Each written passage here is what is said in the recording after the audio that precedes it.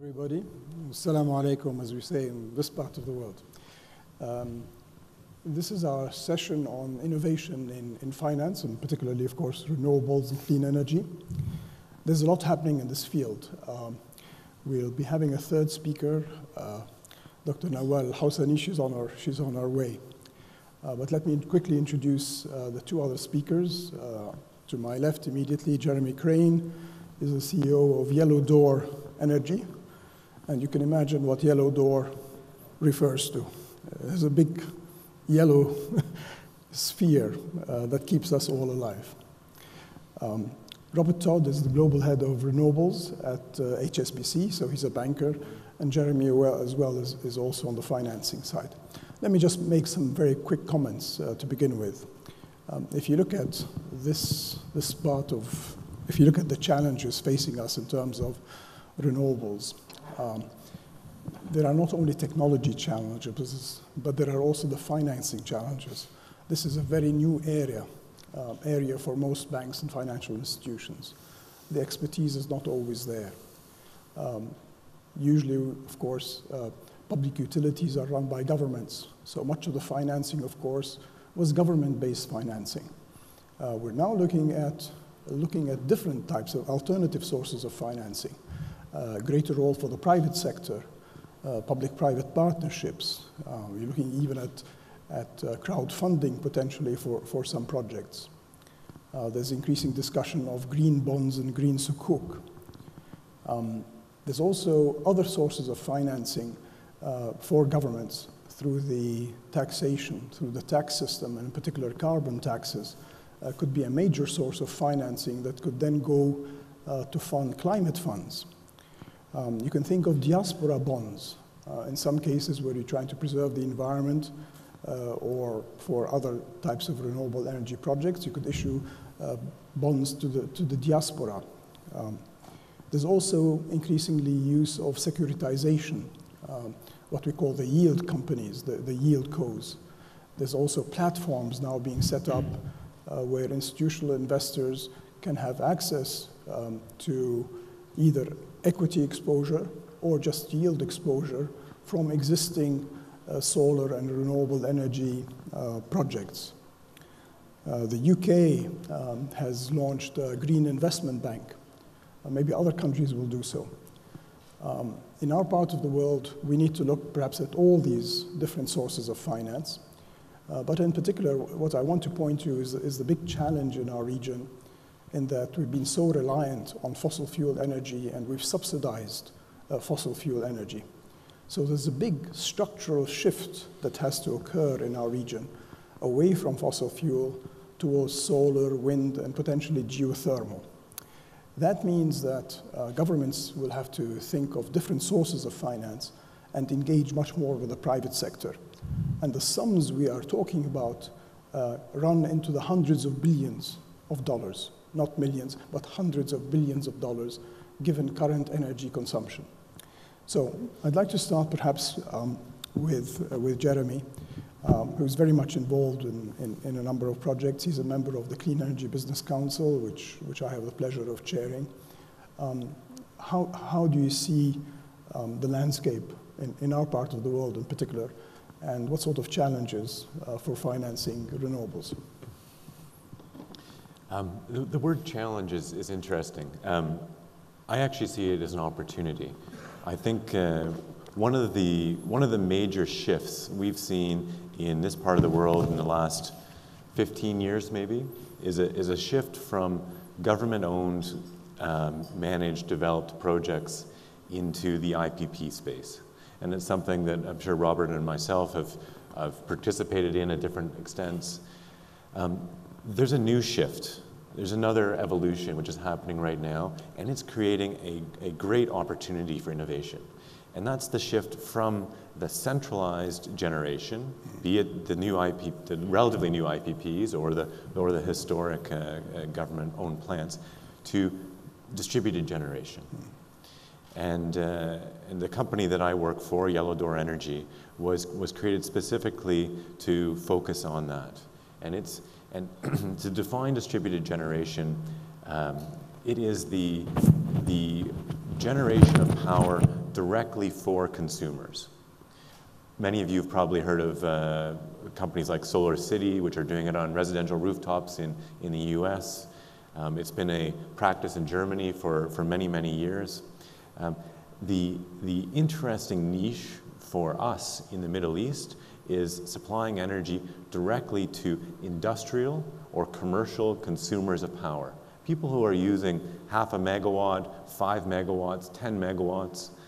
In fact, our chairman and the CEO of Adenium, our parent company, was just highlighted on Monday for closing a deal with Lafarge Cement in Jordan. Sure. And it's a very innovative structure in that we are putting in 15 megawatts of dedicated solar next to their cement plant, one of the dirtiest industries in the world, contributing 6% of the world's carbon emissions.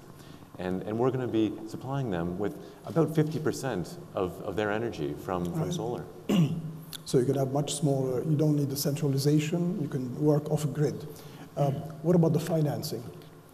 So the financing of that particular project is fascinating because historically we've relied on government offtake contracts and government guarantees and looked at solar as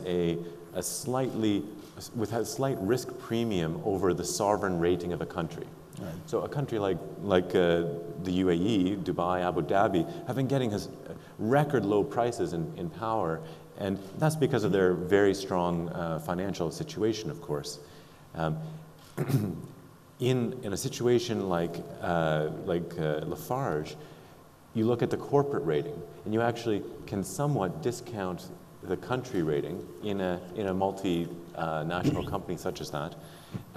But one of the constraints that they have is a company like Lafarge can also go to the bank and borrow money, and they can just do it on their balance sheet and build their own system. However, a let's say, engineered company might not have balance sheet strength for that. So right. We had to come up with a structure where we were building and financing the system for them, but not putting it on their balance sheet. I see. And that was a challenge. You took the equity, or who took the equity? So we are providing the equity for that project, and we've got an international DFI who we're in final discussions with to come in for the debt. So it's a structure that I've never seen done quite with as little government support as this, and I think that's the innovation. Right. Doing solar yes. in project finance without government support. And I think there's enormous opportunities in Africa, I would have thought, and rural areas in general. Robert, you're very much, of course, taking a global view.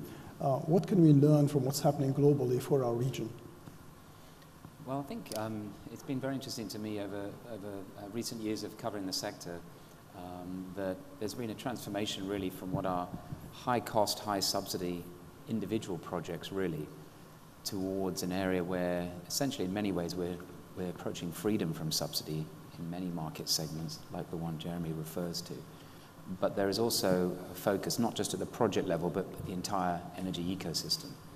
And so that's a definable shift, and we're in the middle of that transition at the moment.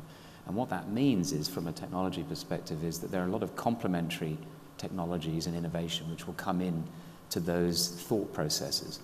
And many of our clients around the world are thinking, how do we prepare ourselves? What is the right business model to actually preserve margin and survive and be profitable in that type of environment? So I would absolutely agree that we're moving from more of a centralized model to a greater level of decentralization.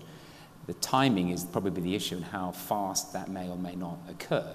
And at the same time, a number of new technologies like storage, like software, I imagine you've probably heard and read about, will become a lot more impactful.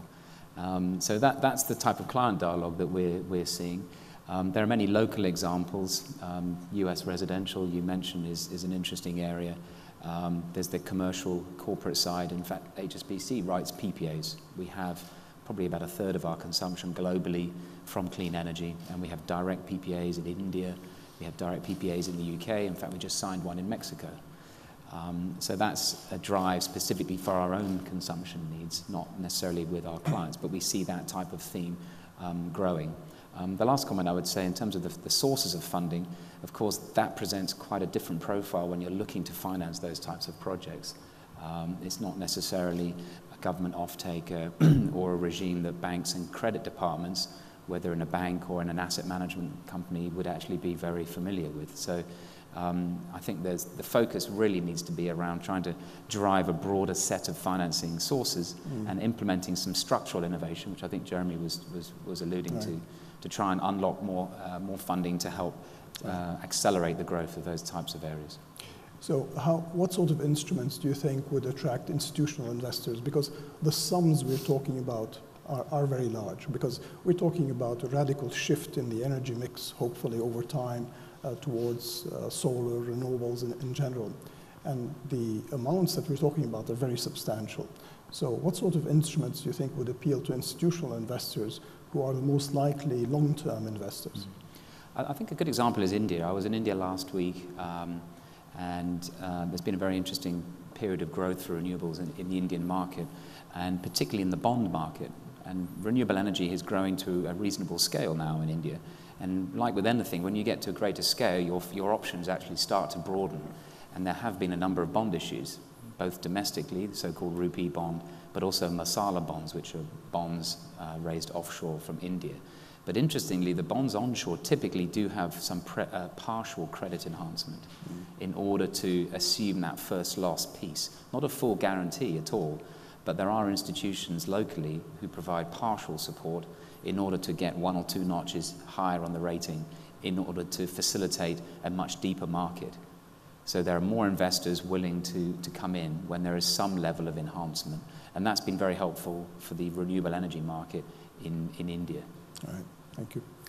Dr. Nawal, أهلا وسهلا فيك. Dr. Nawal Hosseini comes to us from Masdar. She's an executive director. She handles brands, communications, and sustainability. And she was, of course, a big dynamo in Masdar, but probably more important than that, she's one of the first Emirati women who went up Kilimanjaro. So, ahla wa sahla. Thank you very much. I'm very sorry for being late. I underestimated the traffic getting to Dubai, coming from Abu Dhabi. It must be a good sign that Sheikh Zayed Road is always full. So, give us Masdar's perspective. We don't have a lot in terms of time, so 5 minutes. What is Masdar's perspective in terms of how do we finance this big change? How do we innovate, particularly in financing? You take the UAE, most of the GCC countries, it's all been bank financed or internally financed by governments themselves. But we're now seeing these big shifts in terms of sources of powers and the energy mix. What's your perspective on that? So, Masdar, as most of you know, Masdar has been, since establishment in 2006, has been pioneering and basically targeting the advancement of energy and sustainability here, home and abroad. We are extremely proud that today we basically we kind of moved the radar a little bit for renewables in the region. We've done this through investing more than $1.7 billion in renewables and projects around the world. Today we realize something like 2.7 gigawatt either projects which is operational or under deployment.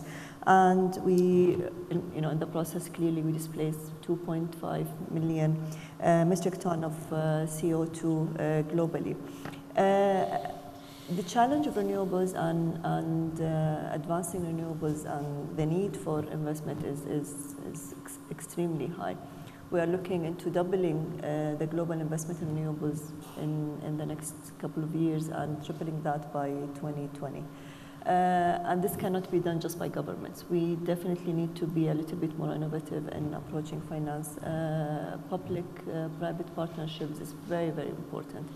And I believe we've seen a trend. We've seen the private sector and private funds understanding and seeing the opportunity in renewables, and they are coming even proactively to engage in this new industry. You see even more conservative funds like pension funds actually looking into into investing in renewables because they do see the opportunity and they do see the growth and they see that's going to be definitely part of the future mix. There is huge demand for renewables, especially in the MENA regions. There are huge opportunities, but in countries like Africa and emerging countries like India and China, you see the trend and you see how much there is huge demand, and this demand is coupled by advancement of technology and a drop of rates. We are very proud that here in the UAE we've achieved some of the lowest cost for solar globally, and we think Masdar has actually contributed to that rate in the UAE, and and you see that the growth in solar globally is gonna basically increase, especially here in the region, but also in countries where they need distributed power, like in Africa and in India. Right. So we think it's a partnership. We need to create these opportunities and these platforms for the private and the public and the international organizations to work together to achieve tariffs that is attractive for the end users. The UAE, of course, is at the forefront in terms of solar. We've seen Abu Dhabi, Dubai sign the cheapest deals globally in terms of solar power provision. But the UAE is also helping other countries in terms of renewables. You mentioned Africa. If I were an African country and I had a solar project and I wanted to approach the UAE, what would I do? Who would I talk to?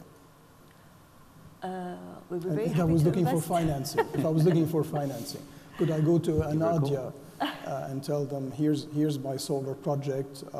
This is going to cost, $5 billion.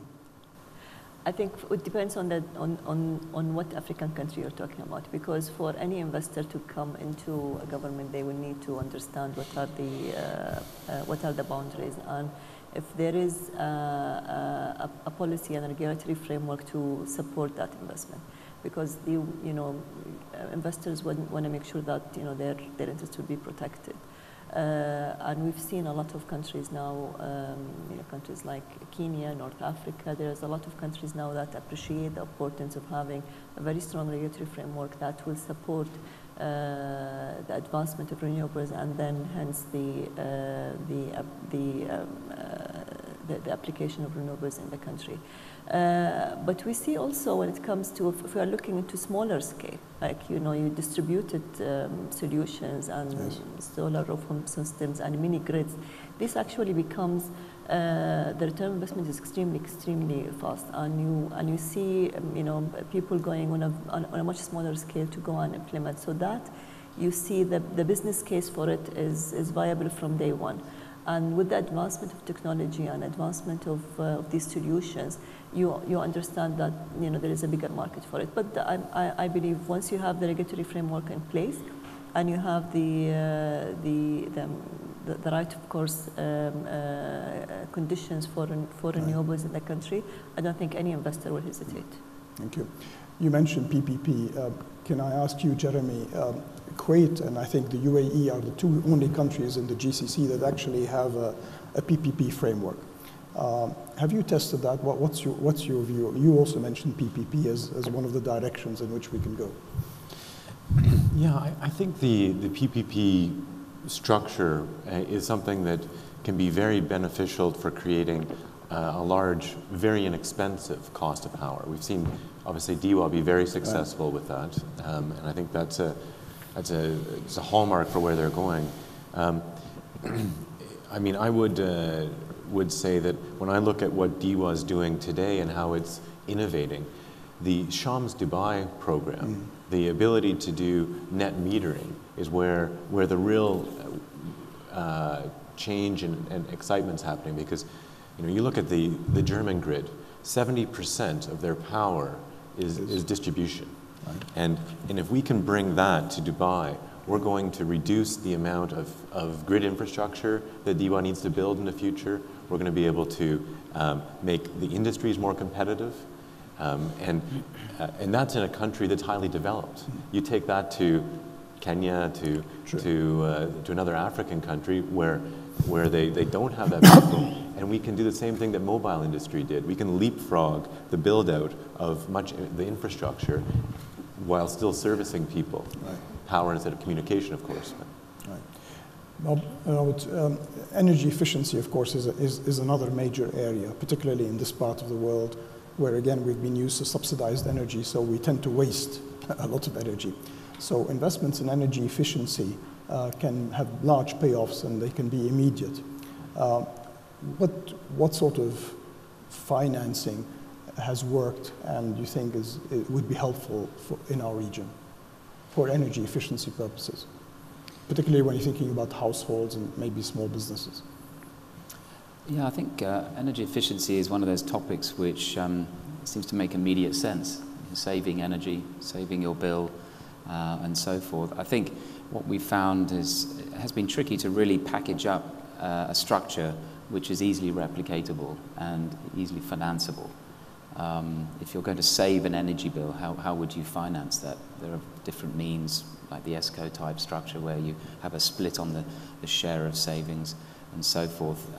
But actually, we haven't seen a huge amount of that type of activity. It's not actually that easy over time to have a robust structure and then to crystallize a financing based on that theme. So I think that still remains a challenge. If I may add, actually. Sure. And do we have some time for questions from the floor? We started 5 minutes late, so I think 5 minutes. Thank you.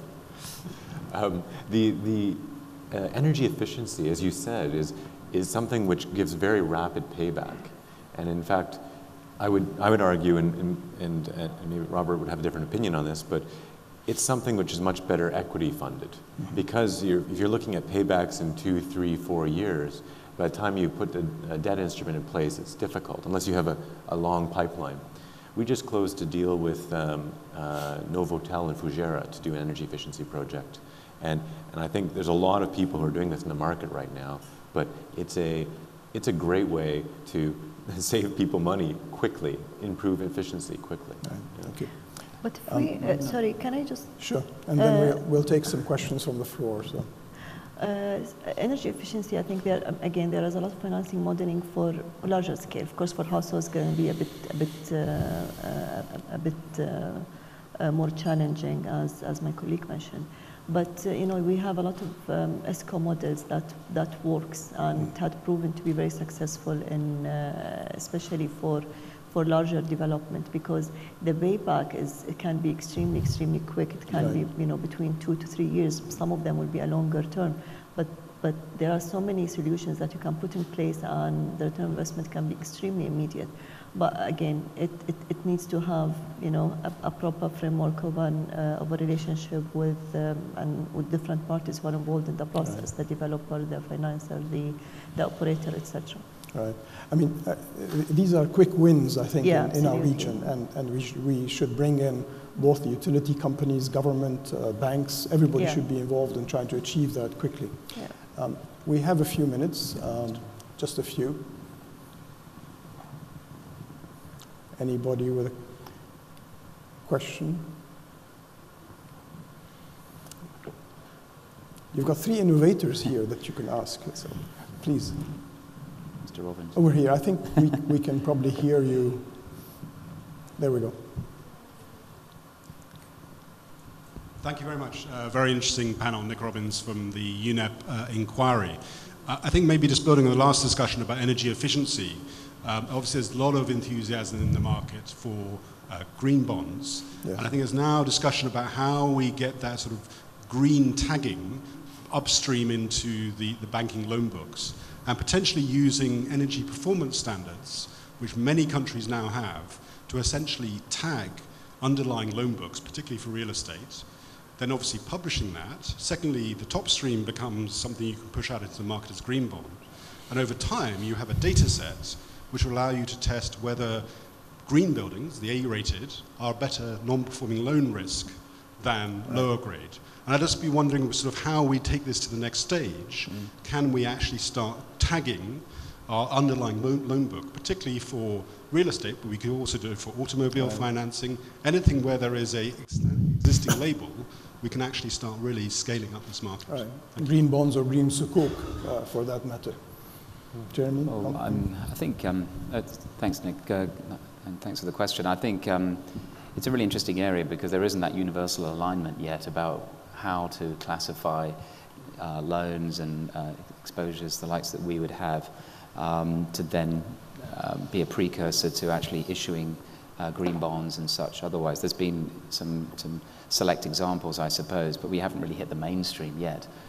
We've been through a process of looking at our own loan book entirely and trying to map that out and looking into not just the sectors, that's fairly straightforward, but underneath it where the use of proceeds are crucially and some of the other elements to try and identify, is that green, is that not? You then get into that debate of what is green, what is sustainable. Renewable energy is obviously one slice, but it's one slice of a much bigger pie. And then there are a number of areas where it's not so straightforward to apply that classification. So I would agree. I think there is a lot of effort and further effort needs to be done to try and align a process which then can be replicated. And then it gives investors reassurance when they're actually buying the bonds. I feel that they're very sort of case by case at the moment. I look at your bond, let me scrutinize every project, make my own opinion. I know there are options like second opinions and others, but they're not yet really mainstream where we're seeing volume of bonds coming through. And we see this on bonds that we're about to launch. People say, do I need a second opinion? It's obviously renewable. I mean, you can decide yourself, why do I need to go pay someone to put a tag on it? So we have these sorts of debates ongoing at the moment. Would governments offering guarantees help? I'm not sure. I mean, I think credit investors like to take the credit risk, and they want to, a bit like a bank lending, they want to take the credit risk. They don't necessarily want for someone else to come in and assume that risk. Okay. Jeremy, any comments on this? When I look at the region here, and I think about bonds, you need volume, right? So unless you've got $100 million of projects you can package up, it's very difficult to do that. So I think we're getting there. We've seen about almost $500 million of renewable projects come online in Jordan in the last 12 months. And so I think that's something that we'll be looking for, a refinancing, a restructuring, and green bonds could be a great opportunity. Right. Maybe that'll come to Dubai as it starts its mega project as well. Right. Any other questions? No? We're okay. Short sessions, it's supposed to be a lightning round. So you got the lightning. Thank you very much. Please join me in thanking our panelists. Thank you.